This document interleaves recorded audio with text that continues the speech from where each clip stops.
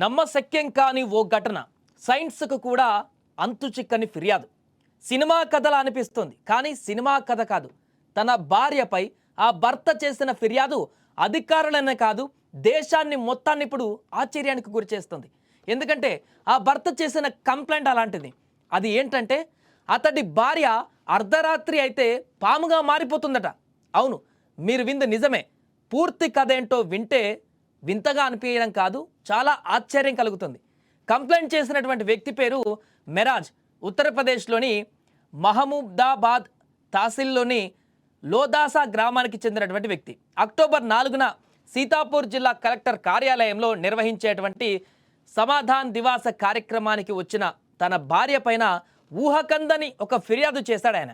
తన భార్య ప్రవర్తన చాలా విచిత్రంగా మారిందని, అర్ధరాత్రి పూట ఆమె అకస్మాత్తుగా పాముగా మారి తనను కాటేయడానికి ప్రయత్నిస్తుందని, అదేవిధంగా బుసలు కొడుతుందంటూ ఆ ఫిర్యాదులో పేర్కొన్నాడు.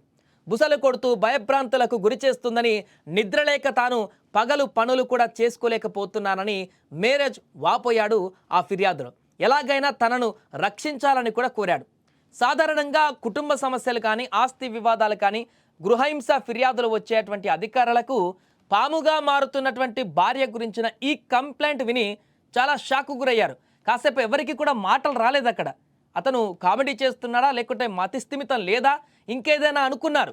కానీ సైన్స్కి అందని ఫిర్యాదు కాస్త నమ్మశక్యంగా లేకపోయినా జిల్లా మెజిస్ట్రేట్ మాత్రం ఈ విషయంపైన విచారణకు ఆదేశించారు.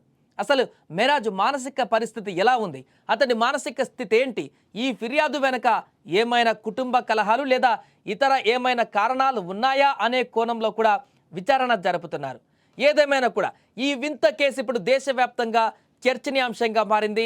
నాగిని సమస్యతో మెరాజ్ పడుతున్నటువంటి ఇబ్బందికి అధికారులు ఎలాంటి పరిష్కారం చూపుతారు, ఆ విచారణలో ఎలాంటి నిజాలు బయటపడతాయి, నిజంగా అతడి భార్య పాముగా మారి అర్ధరాత్రి కాటేస్తుందా అన్నది విచారణ తర్వాత తేలనుంది.